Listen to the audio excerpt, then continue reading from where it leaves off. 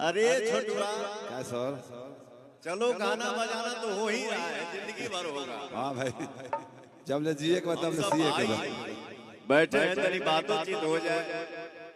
एक घड़ी यूट्यूब के ऐसा जमाना आ गई बा। लव यू टू रे, love you six, love you six. YouTube का ऐसा जमाना आ गया है। कैप्शन में ऐसा ऐसा लाइन लिखता है, लिखाए खाते नहीं बैठले रहता है। और कुछ लोगों का इंटरव्यू देख के एगो तक घरे घरे कहीं कौन कार्ड खुलल करे घरे पॉडकास्ट हां घर ही में पॉडकास्ट खोल दा, घर ही में स्टार बने, हीरो बने, हीरोइन बने, सब घर ही में बना। अपने माने अपने मुंह बड़ाई के फूल बांध देवे के। सही बात है।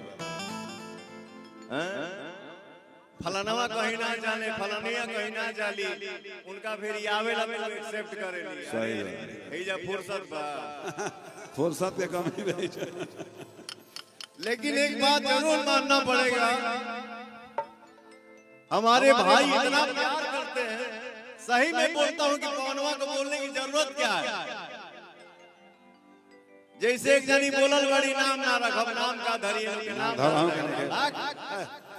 तने को नहीं खा रे नाम धरे के टाइम बा, समझ जा सरे पगला। बात के पूछ लेवे के चीज के चिन्हे के खड़ा होके में गोड़ कांपता था। हां जी, ये भोजपुरिया हिंदी है, गोड़ कांपता था। खड़ा ना भइल जाता है सामने। आज बोली निकला था कि सामने से ऑफर आया था। धान हरे ऑफर धान मार तोरी ऑफर के देन के नहीं, सामने से ऑफर आया था तो हमारे भैया सब रील बना दिए हैं। ऐसा दिन आ गया है पवन सिंह का। खैर,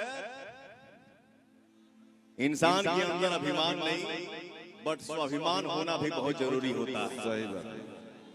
जब स्वाभिमाने नहीं है तो फिर जी के मतलब क्या है ना। पवन सिंह को बोल के किसी भी कलाकार को अगर सुकून मिलता है, व्यूज मिलता है यूट्यूब पे, चर्चाएं मिलती है, चर्चाएं होती है, जाओ तो बात बोल के खुश हो लो। जाओ जाओ। मैं हर बात का जवाब देना उचित नहीं समझता। जय श्री राम।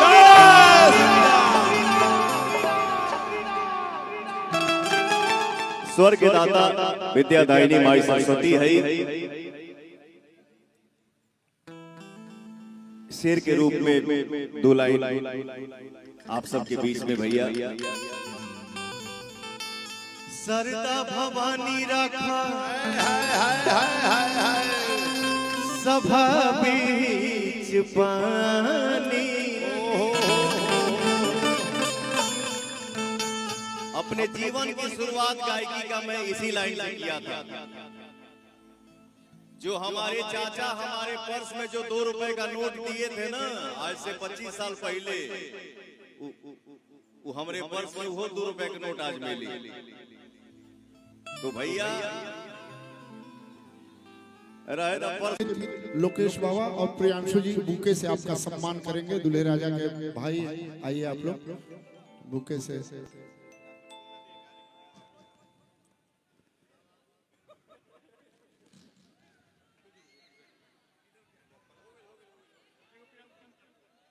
हाँ हाँ चलिए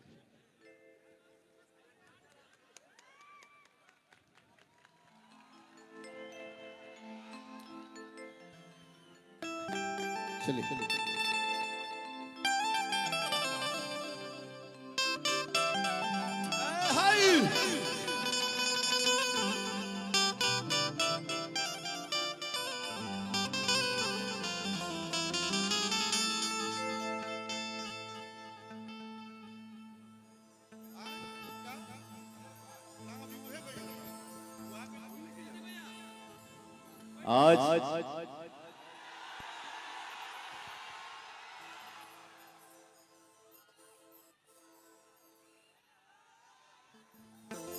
आज के जो रियल हीरो है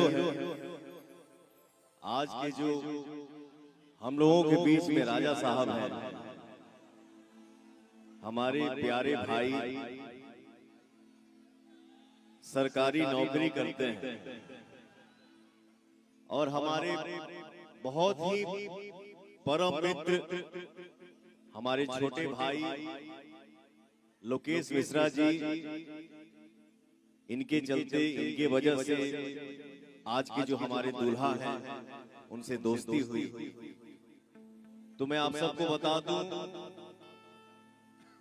हम लोग काम कर रहे हैं, बिजी हैं, सोने को नहीं मिल रहा है, खाने को नहीं मिल रहा है, ये सब आप सबका आशीर्वाद है, बाकी इधर कुछ नहीं।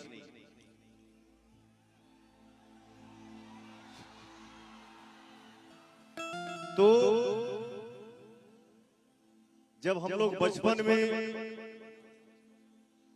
हारमोनियम लेके गाना गाते थे बैठ के, तो उस टाइम वीडियो बाइट नहीं बनता था कि फलाना तारीख हम ही जा आवत नहीं। जमाना समय बदलने के बाद ये पहला कार्यक्रम है जो बिन बताए हम यहाँ पे आए हैं। तो आप लोगों का आशीर्वाद पाने के लिए हम यहाँ खड़े हैं। और जो हमारे दूल्हा साहब हैं, क्या नाम है, हिमांशु जी, हिमांशु सिंह जी हमारे भाई हैं। तो अरे भैया भैया भैया, ये नहीं खे सोचेंगे कि हम कहाँ आइल बानी, कमर्शियल शो है, कमर्शियल काम है, नहीं, हम लोग यहाँ प्रेम में खड़े हैं। आपका भाई यहाँ प्रेम में खड़ा है और दुनिया के किसी भी कोने में चले जाइए, एक तरफ 5 लाख खड़ा हो और हमारे जो यूपी बिहार की मिट्टी है, इसकी खुशबू है, इसकी जो ताकत है, अगर 500 खड़ा हो जाए तो भारी है।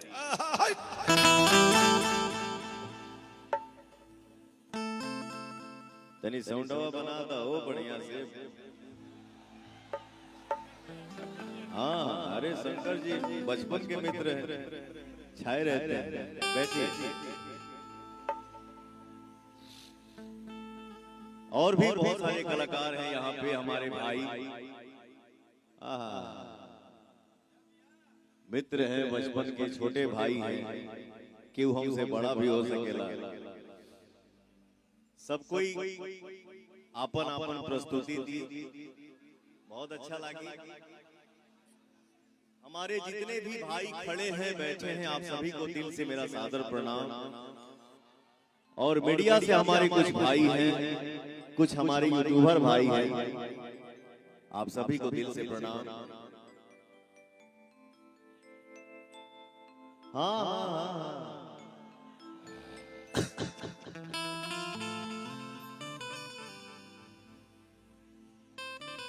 कुछ महीना पहले जब हम यहाँ आयल रहली,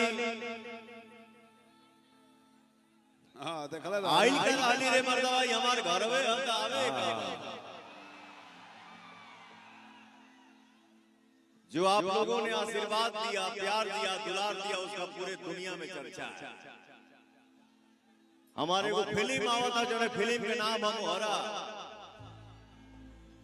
विलेन आता है, बहुत कुछ बोलता है, बहुत हंसता है, तो आपका हीरो, आपका भाई यही बोलता है कि तुम्हारे जीत से ज्यादा हमारे हार की चर्चा है।